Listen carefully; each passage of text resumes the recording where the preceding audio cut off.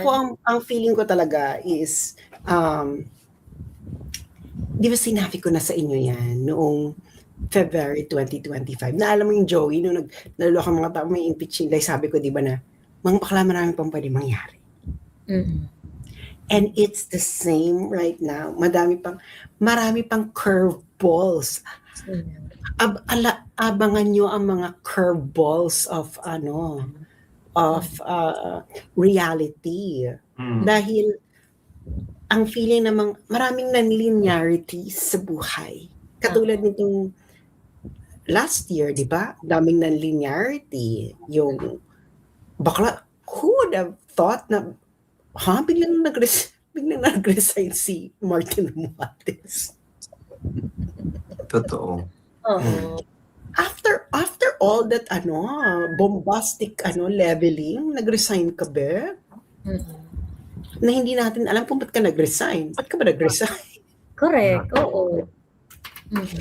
And then, so, maraming non-linearities na pwede pang mangyari. Bumaliktad si Saldico. Oo. Hindi ba? Marami pa yan. Marami pang pwede mangyari this year and in 2027. Dahil ako ay naniniwala that there is no such thing as a perfect crime. Yes. And abangan natin ang mga susunod na mga kabanata dahil feeling ko, papunta ulit tayo sa exciting part. Totoo.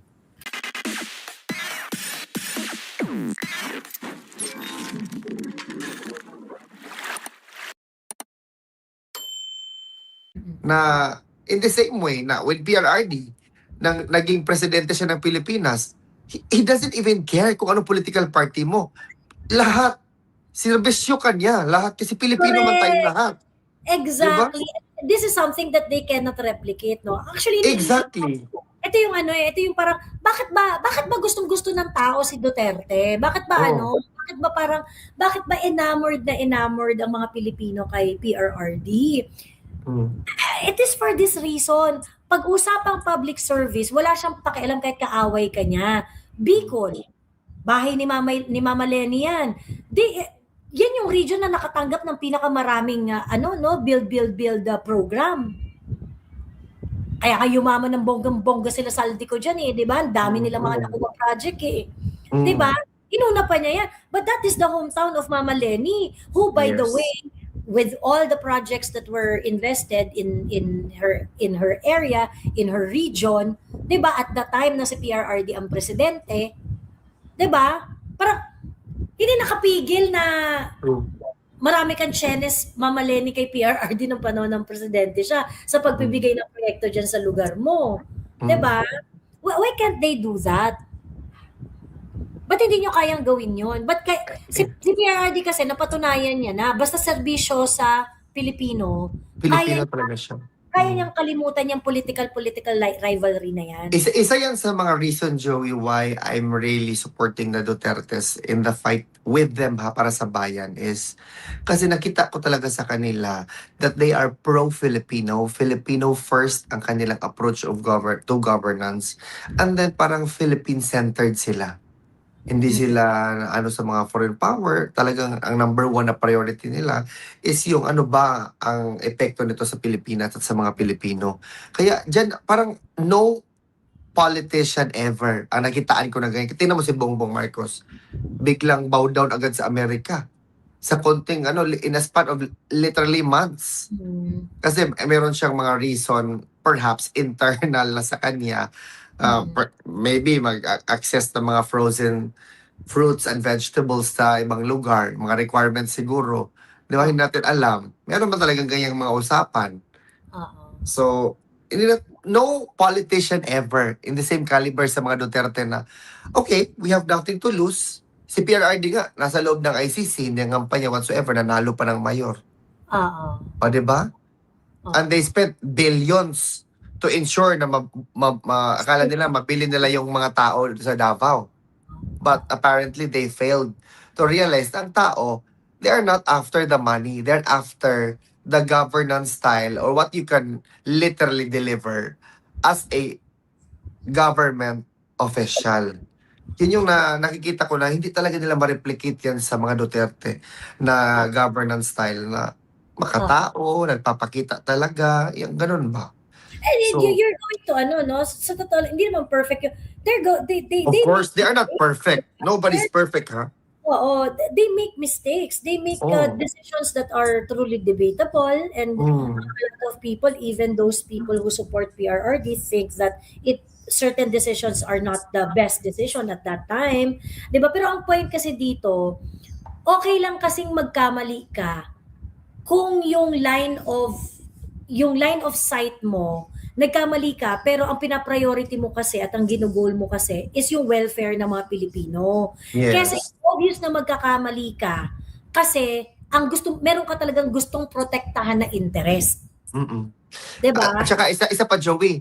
Ito, kailangan ko siya i-point out na isang video na nag-surface yan kay PRRD.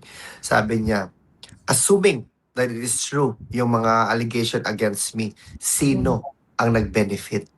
Family ko ba? Sino ang na-put in danger by doing that?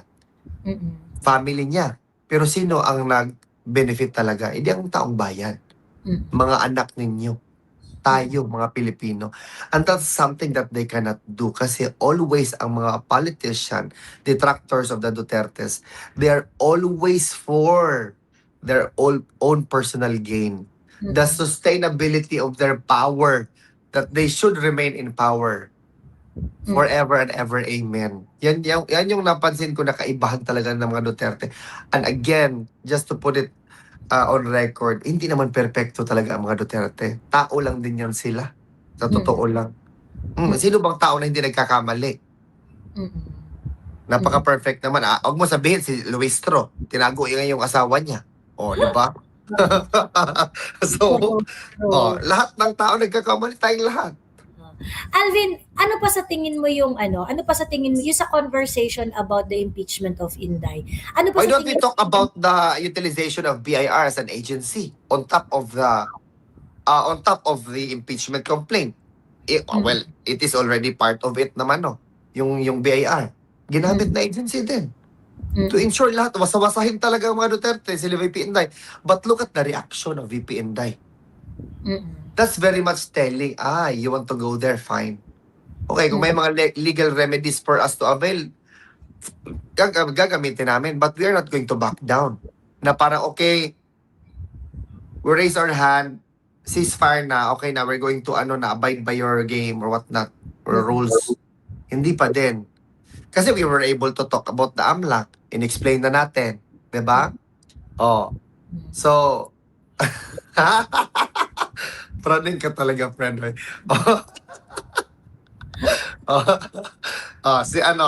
Impeach yung NBI charges. Oo. Including kay NBI director na we were able to also tackle early on, di ba? But what's your position about the utilization? Well, we cannot really say utilization, no? But what's the BIR part of it in the impeachment complaint? Kasi that's also parang ako tingin ko, natakot rin sila. Kasi kung kunwari gagawin nila yan kay Inday Sara, pag naging presidente si Inday Sara, pwede rin niyang gawin yan kahit kanino. correct. Diba? Ang tanong, Joey, ready ba sila? Ready ba sila pag if the table turns, ready ba kayo? Oo. Kasi tangina, pagka ginawa niyo kay Inday Sara, yung habol-habulin niyo yung mga tao para sa taxes. Actually, that's going to open can of worms. Totoo. Can of worms. Kasi kapag kunwari yung pinakailaman na nila yung tax. Kasi ngayon, umaaray na talaga ngayon yung mga businessmen. Oh. Kasi nga, sa totoo lang, you cannot win with BIR. Yes. You cannot win with BIR. Kahit pa sabihin natin na sinusunod mo, nagbabayad ka, and whatsoever, ganyan-ganyan, they can find a dirt on you. They can find a dirt on you. Ganyan naman ang BIR eh. Kumbaga parang, yan ang nature niyan eh. Kumbaga, basta nagsilip sila, gusto nilang magsilip, meron at meron silang makikita. But of course, there is a strict rule that you cannot really publicize yung mga tax records ng isang individual. Mm-mm. Save for certain save for certain circumstances, ganon. So, I am glad na nanindigan yung BIR na Yes. hindi po pwede itong hindi namin ito po pwedeng i-etchos balungos, ganyan-ganyan, hindi namin ito pwedeng i-reveal, pwede lang itong buksan, certain In aid of legislation. in aid of Close session pa dapat. correct, closed Oo. session.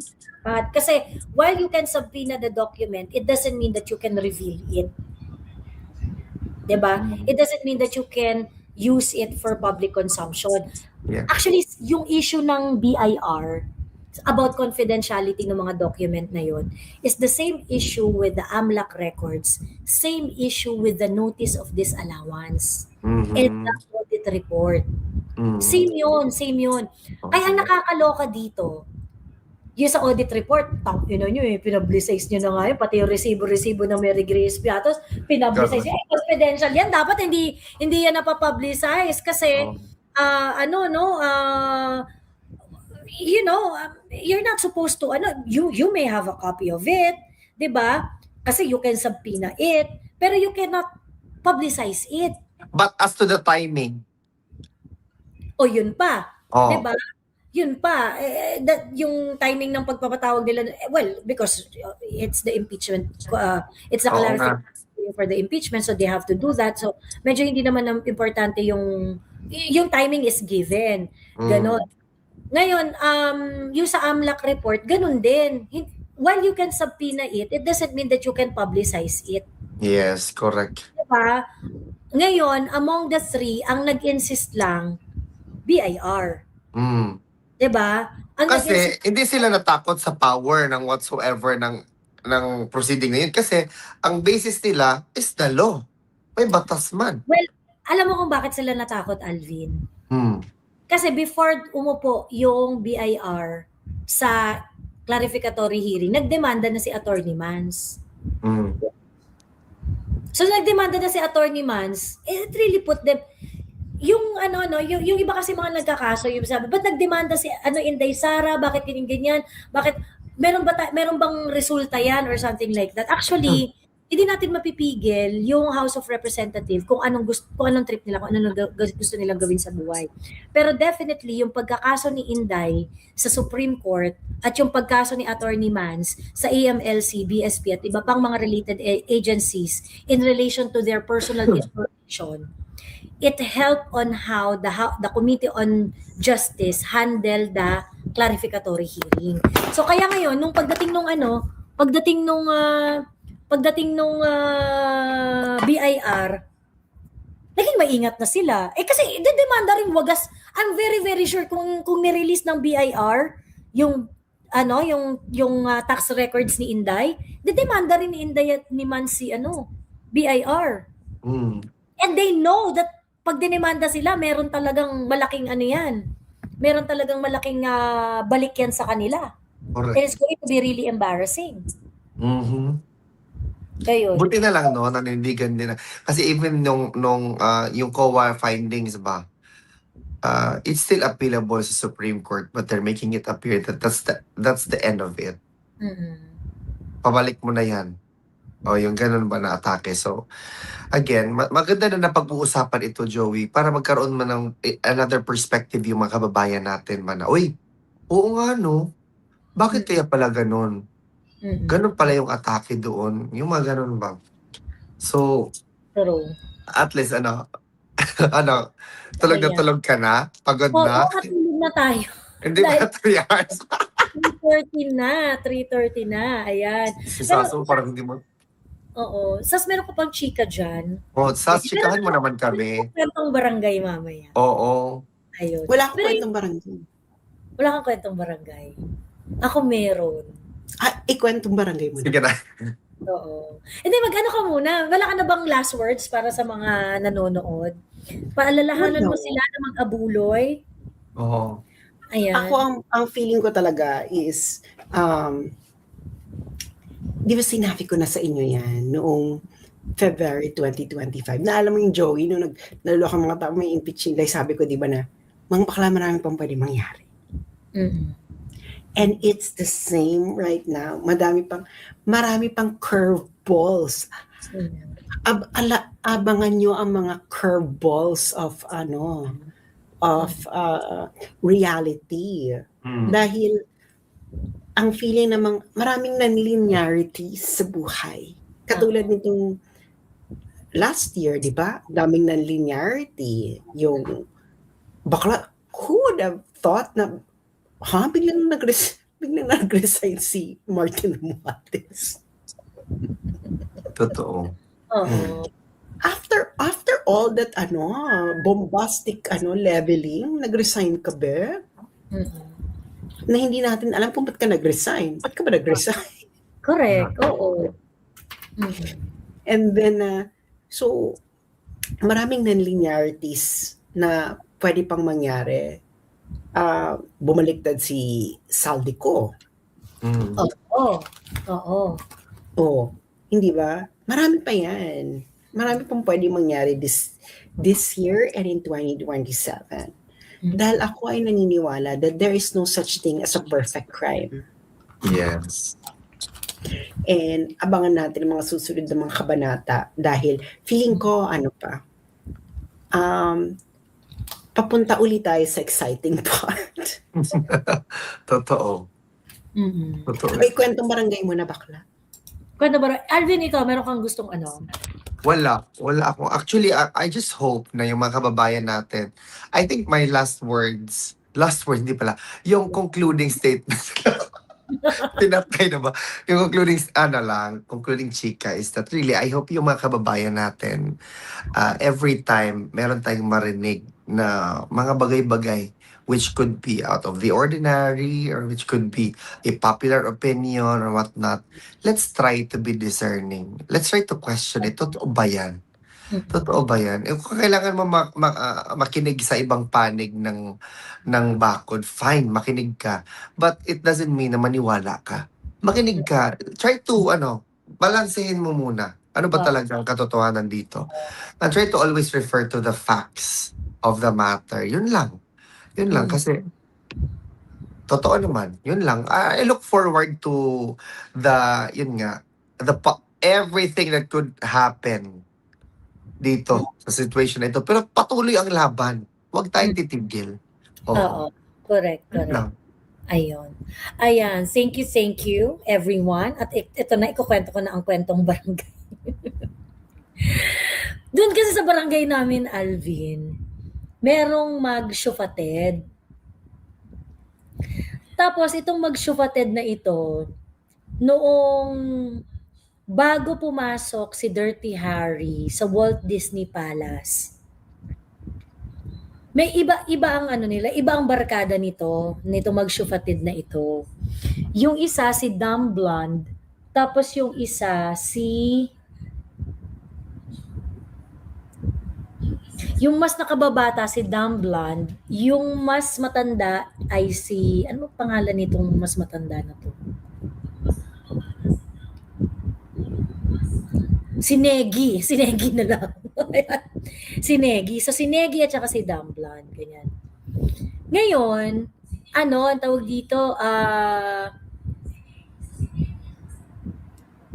iba talaga yung barkada nila before pumasok si Dirty Harry sa Walt Disney Palace. Pero, nung natunugan nila na parang, naku, ayun, si My Precious. Nung pumasok ngayon, syempre hindi napigil. Pumasok na rin talaga to si Dirty Harry sa Walt Disney Palace. Tapos, itong mag-syufatid, nilaglag nila yung barkada nila.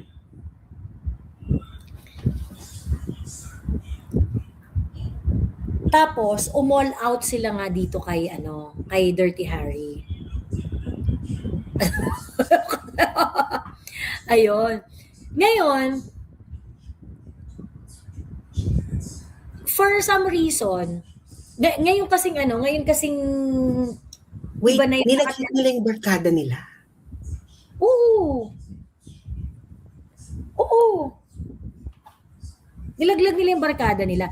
Tapos ngayon, ang tawag dito, itong ngayon nga, bago na yung barkada nila ngayon eh. Di ba dati all out rin sila kay Dirty Harry? All out na, as in all out talaga, todo talaga support ever, ganyan. Pagkas ngayon, bago na yung barkada nila. Pero hindi ka ba nagtataka na parang, bakit grabe yung galit nitong magsyupatid na to sa pamilya ni Dirty Harry? Yung parang, kasi siya ang designer eh. Yung field trip ni Dirty Harry sa Encantadia, ang nag-design nun, yung magsyupatid. Yung panggigipit kay Catherine, for example, itong Wait, magsyupatid talaga? magsyupatid, oo. Silang magsyupatid ang nagde-design talaga ng kung paano yayariin itong sila Dirty Harry and the children, ganon. Bakit?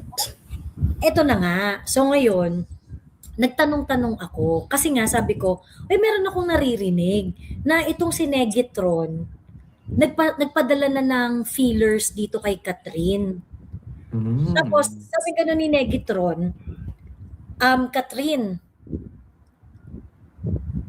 kapag yung feelers pinadala daw after na mapagdesisyonan ng mga ermitanyo yung pagpapatalsik kay Catherine last year. Yung mga ermitanyo sabi, ay itigil niyo yung pagpapatalsik niyo yan kay Catherine, hindi yan nararapat, ganyan. After daw magdesisyon ng mga ermitanyo, sabi raw ni Negitron, nagpadala raw itong si Negitron ng mga emisaryo dito nagpadala si Negitron ng mga emisaryo dito kay Catherine. Sabi, oy Catherine, sa susunod na Miss Universe pageant, ibibigay ko sa iyo ang aking kastilyo ng buong buo. Ganun! Di ngayon, sabi nung kausap ko, sabi niya, paano niya ibibigay yung kastilyo in the first place? Hindi naman kanya yun. Wala siyang maibibigay. Hindi naman kanya yun. Ayan. Okay? Di ngayon, sabi ko, hindi ko maintindihan kung bakit ganun kalalim ang galit nung magsyupatid dito. Kasi umall out sila. Biruin mo, si Dumbland, nakikipag-close ka talaga kay Mamshi. Kasi hodang, di ba? At saka talaga, pinapresentan niya talaga yung sarili niya na Mamshi, dapat ako sa next Miss Universe pageant, ha? Dapat ako ang bet mo, ako dapat ang kandidata mo, ganyan. Sa next Miss Universe pageant. Tapos, di ba itong si Dumbland, pa-filler na rin ang pa-filler. Ganon. Pa-filler saan? Na gusto niyang maging Miss Universe sa susunod na competition. Hindi mo narinig na meron na siyang ang pagiging Miss Universe ay isang responsibilidad na matagal nang pinapangarap ng kahit na sino. Maging ako. Sabi niya, Very, very bold na. Very bold. Very bold na siya. Sinasabi niya na talaga sa mga umalalokokan. Sinasabi niya na talaga sa umalalokokan. Hindi mo ba napapansin, Sas? Itong si Dumbland, inaatake na to ng mga mosquito umalalokokan ni Donald Duck. Inaatake na siya. Oo. Inaatake siya na parang, hoy, ikaw, Dumbland, parang kapal ang mukha mo, kineso, ganyan. Kasi nga, siya ang bet ni Mamshi. Hindi talaga? Oo, siya ang bet ni Mamshi. Ganon. So, yun. So, paano na ang partnership kay sino ba to? Kay Sound of Music. I think, eme lang yun. Yung kay Sound of Music. Ginagamit. Eme lang sina Sound of Music. Oo. Alam mo, feeling ko, ang totoong pipiliin ng Walt Disney Palace ay si Marimar. Talaga? Oo. In fairness. Kasi si Marimar kasi magaling magaling gumiling. Oo. Tsaka magaling gumiling, di ba? Saka family. Family kasi, Oo. family Oo. plus one, di ba? Family plus one. Correct. Ayan. So, tingin ko, kung ako sa Walt Disney Palace, siya talaga yung pinaka-prudent choice, si Marimar talaga. Ganon. So, anyway, balik tayo doon sa question ko. Sabi ko talaga, Alvin, bakit tong magsyupatid na to, galit na galit? Parang hindi ko magets, hindi ko maintindihan. Alvin, kaya naman pala todo-todo ang pagpapaimbabaw nitong magsyufatid na ito dahil tumodo raw talaga itong magkapatid kay Dirty Harry noon. Ah, Nung Miss Universe 2016, mm. tumodo raw talaga to ng taya at malaki daw talaga ang kanilang nagasto sa pagtaya. Kaso, hindi sila nag-ROI. Oh, mm. Hindi sila nag-ROI nung si Dirty Harry ang nandun sa Walt Disney Palace. So kaya paspas talagang no shame. Kaya talagang 'di ba makaano ka na parang putang inang ambisyoso naman itong Negatron na to. Gusto niya Superman na siya, gusto niya pang maging Spider-Man. 'Di ba? Pero sandali. Ano bang gusto nilang ROI nung panahon na yun? Hindi sila naka-ROI kasi nga ni-legitimize ni Dirty Harry yung mga palarong pambansa, 'di ba? Mm. Ay, Hindi yun nag-ROI. pala. Hindi nag-ROI kasi nga naging arm's length yung mga palarong pambansa noon, 'di ba? Totoo. Ayun. Kaya ngayon, tingnan nyo, ano yung isang naging pinakaunang step? Yun. 'Di ba? Ay, o sige, 'di ba itong mga palarong pambansa na ito, Correct. itigil na natin ang Yan ang pinakauna. Yes. Itigil na natin ang pagbibigay ng lisensya sa mga palarong pambansa. Correct. 'Di ba? So ngayon pala nag-ROI yung magsyupatid. Kaya nagigets nyo na kung bakit ganyan But yung why? Bakit si Marimar? Wala din naman yan mo. kamag-anak ni Mamshi. Oo nga, but I mean, the probability of winning is very low. Well, just like anyone else, just like Lenny, 'di ba? Pero hindi pala kasali dito si Lenny dahil sa barangay pala namin to. Kaya, Just like Olivia Rodrigo. ayan. Just like Olivia, ganyan. Si Olivia rin naman, di rin naman mananalo yan. Mm. Pero kasi, pagka si Olivia ang sinuportahan, and let's say dun gagamitin ang lahat-lahat ng resources ng Walt Disney Palace, and for some strange reason, let's say manalo tong si Olivia, tingin mo si Olivia hindi babalikan niyang si Mamshi at saka si Papshi? Babalikan niya yan? Oo, ibang hangin. Totoo. Oo. Pero kung si Marimar yan, sasayaw yan, gigiling yan. 'Di ba? 'Di ba? Sasayaw yan ng bonggang-bongga at talagang 'di ba, ipapakita niya ang cleavage niya, ganyan-ganyan. Kasi relative. Ganon. So, assured sila na hindi sila babrasuhin. Assured sila na hindi babrasuhin. So, kung pipili yung Walt Disney Palace, for example, si The Hills Are Alive with the Sound of Music, kung siya yung pipiliin, 100% gaganti yan. 100 talaga. Oo. Kung si Olivia ang pipiliin, Same. gaganti yan sa pag-uudyok ng mga galit sa mga dating tenant ng Walt Disney Palace. So, ibig sabihin, siguro kung si Olivia mismo, maaaring hindi siya gumante. Pero si Olivia ay isang puppet at walang sariling paninindigan dahil siya ay lugaw. Di ba? Madaling madiktahan yan. Correct. Yan. Ngayon, kung si Marimar ang pipiliin nila sa mini pageant dyan sa may Walt Disney Palace, makakasigurado sila na hindi sila kekemehin ni Marimar. Dahil si Marimar ay isang magaling na dancer at si Marimar ay bonggang-bonggang may bond si Mamshi at si Marimar. Ayun. Okay. Ayun. Ayun. Kano.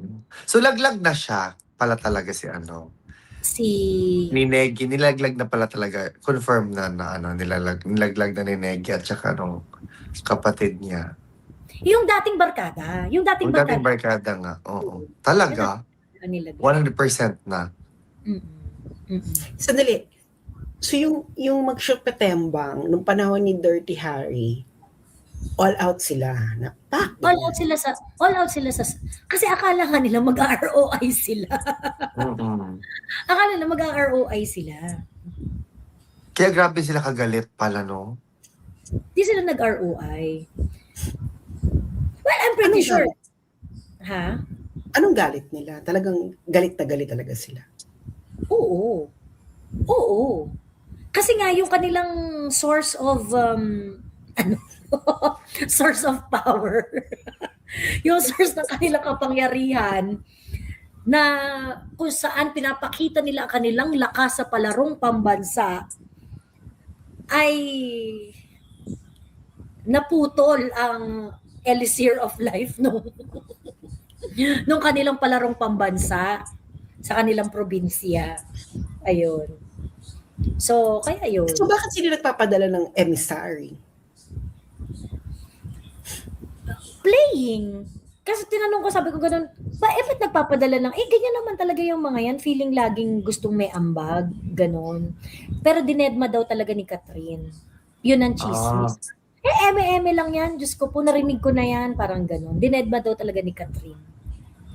Baka kaya participant din sila, kaya siguro medyo pabugso-bugso din ang panahon. Pabugso-bugso din sila ng mga ng parang ulan, parang intertropical conversions. Well, they are I think they are. So nananansya rin. Parang yes, bago nananansya rin. Na parang hindi kami magpa-participate pero kaunti lang. So magpa-participate din sila sa Miss Universe. Yeah. Pero hindi sila mag-all in sa participation kasi alam na nila kung sino winner. Alam nila kung sino alam na nila yung winner sa Miss Universe. So pabugso-bugso lang sila. So ang nagalit talaga sila kay Dirty Harry. Nagalit talaga sila. Alam mo, ang sama naman, bakit ganyan? Bakit Hindi personal nila talaga kasi nawala man ang ROI. Baka nawala talaga sila baka malaki talaga ang nawala sa kanila. Or baka nagkaroon ng utang or baka marami talagang nawala sa kanila. Feeling ko may pinangako doon sa pinagkuwanan ng lakas. Kasi hindi pa-deliver. So, kaya hindi sila naka-ROI. Kasi syempre, yung kanilang partner in life, yung partner in life kung saan nila nakuha ang tunay na lakas para sa palarong pambansa, hindi naman nila pwedeng keme-kemehin yun Diba? Hindi man pwedeng keme-kemehin yun. So malamang, syempre, kung meron mang yung lakas nung may tunay na may-ari nung kanilang palarong pambansa, hindi nila po pwedeng i-deprive yun dun sa kanyang share. Yes.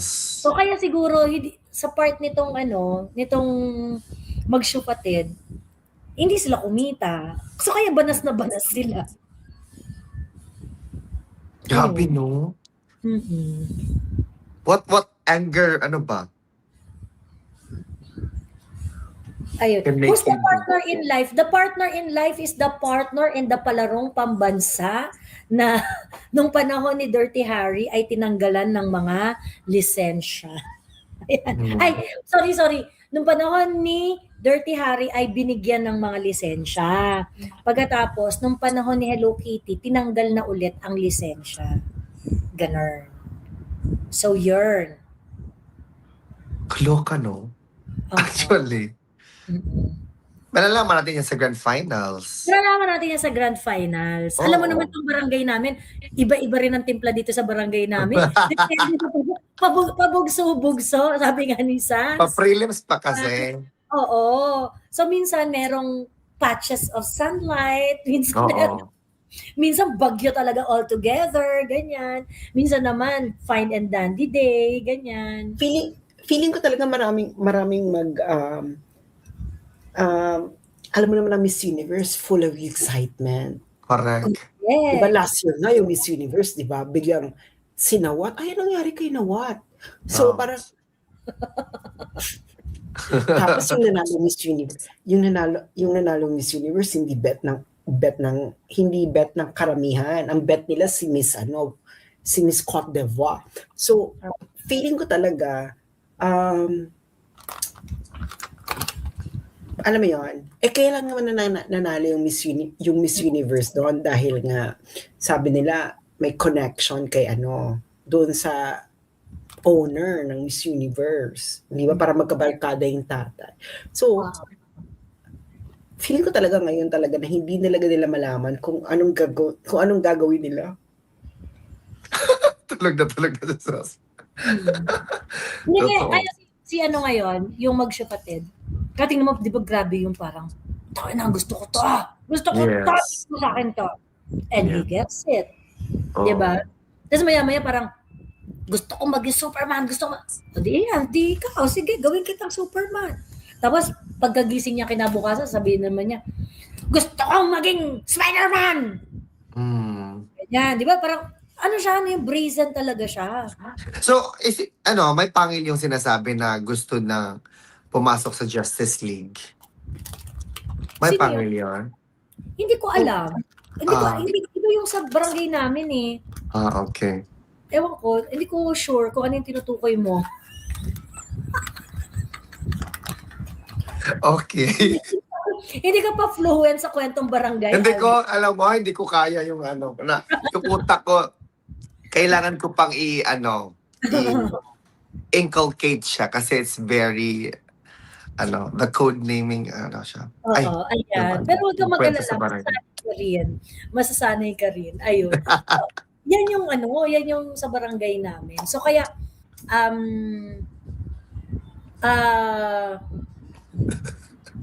yung wala na rin yung barkadahan, yung original na barkadahan, wala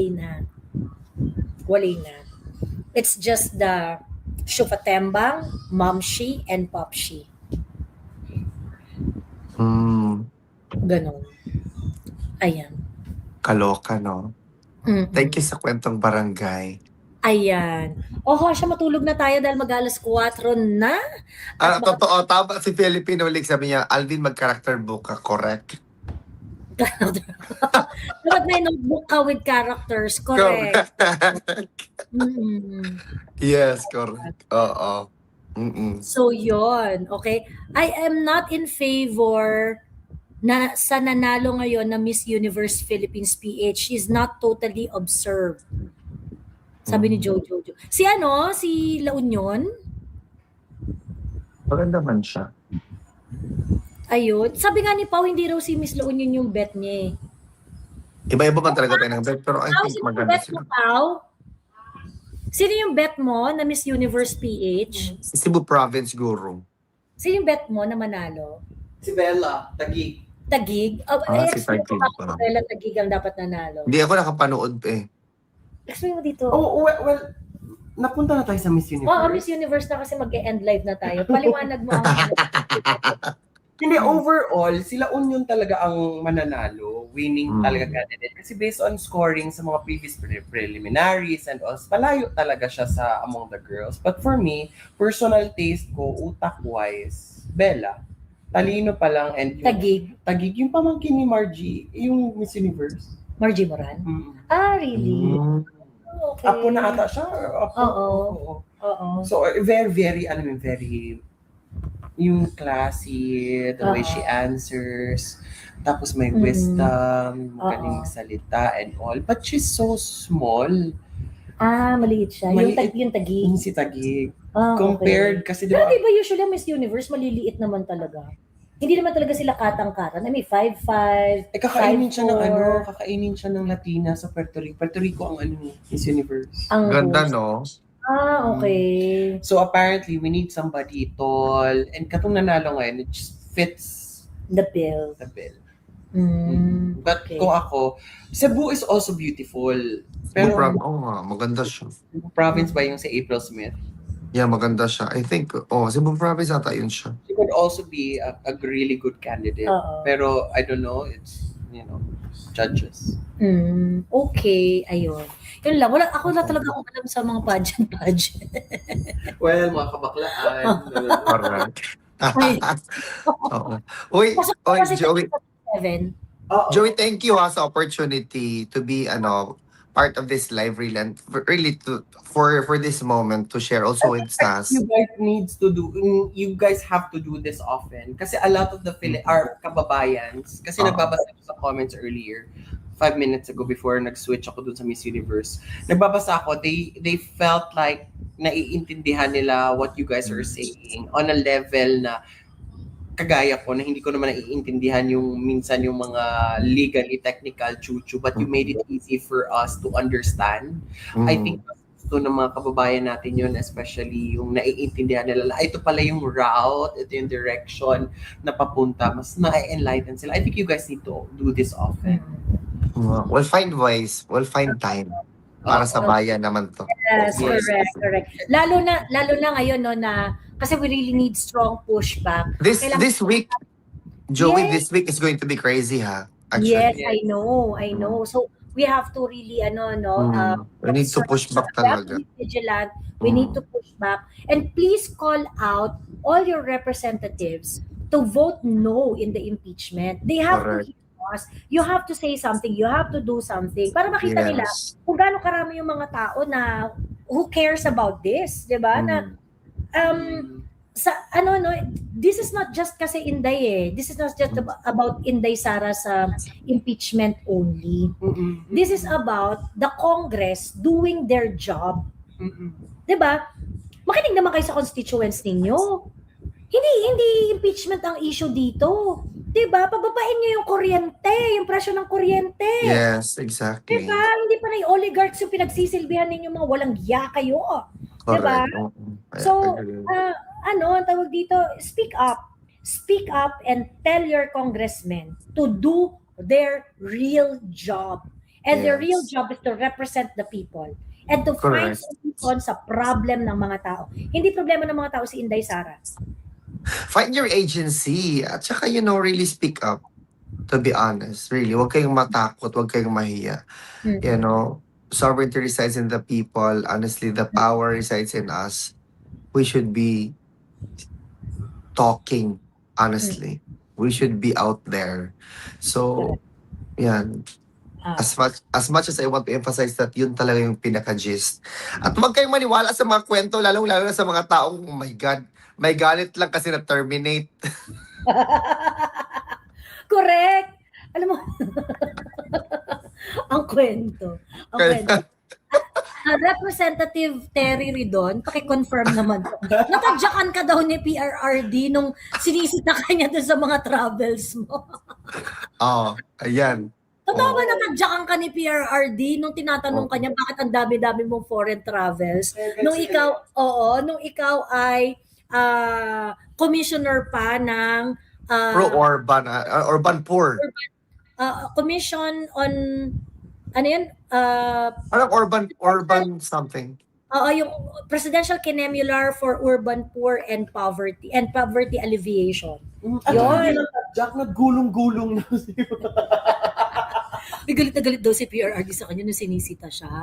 So kahit walang talaga ng face si bakla. Kasi Kaya pala gumanyan, nung pagkatadyak gumanyan yung ilo. Gulong-gulong ba, friend? Gulong-gulong. Alam nyo, wag naman kayang ganyan. Sige, wag na lang tayo. Hindi, Tagutin mo yan rin doon, natadyakan ka pa. Totoo ba natadyakan ka ni PRRD? Oo nga. Sinisita ka doon sa ano? Ah. Kaya galit na galit ka ngayon. Anak, grabe. Ah. Mm. Kaya galit na galit ka ngayon, natadyakan ka pala. Kasalanan niya. Ngayon siya panggalit, no? Nasita ka ni PRRD sa mga travels mo. Ano kasi yan yung urban legend. Kasi nga, si PRRD, galit na galit yan sa foreign travels nung siya yung presidente. So yung mga government officials nun, witchicals talaga. Alam mo, meron silang foreign travels, kinakancel na lang nila. Kasi pag kunwari, ang position mo, director, pataas, tangina sa Malacanang ka magpapaalam. Yes, oo. Maganda pa ganon. Maganda kasi may delikadesa kasi sa PRRD kasi pera man yan ng taong bayan, hindi man yan sa inyo. It's the parang you just Oo. spend the money as if parang sa inyo na kung saan-saan kayo pumupunta. Yung travel order mo, ang magre-review, yung Malacanang. So, pag i-justify mo yung travel mo, Bex, mapatawag ka talaga sa Malacanang. Bakit ka alam- pupunta ng France? Joey, napapakamot na naman ako sa ulo kasi baka yung epekto ng tadyak hanggang ngayon naapektuhan yung logic ha. Yeah. Grabe. Oo. Hindi siya nakasagot eh. Hindi niya na-justify talaga eh. So that is why I think yan eh, nawalan siya ng face eh dahil doon eh. Mm. As wala naman siyang na-contribute sa commission na yon.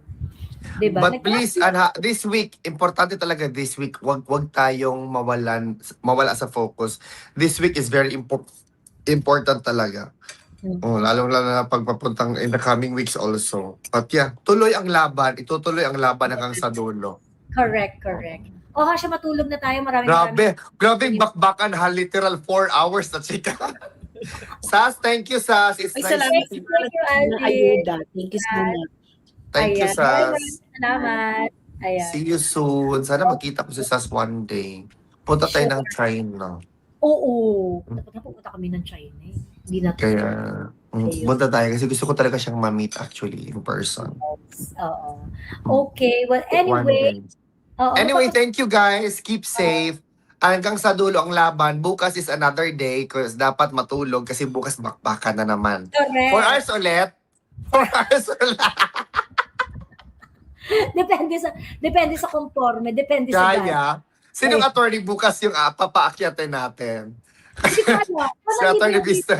We're so lucky today ha. Grabe, ang mga bigatin yung mga umakyat. Yes. My God, and then I have I have assignment pala to write to have a book full of characters for me to rely Yes. on. Correct. Alvin, isa lang. Urur at hindi urur, isa lang. Ano? Luistro. Urur talaga. Urur!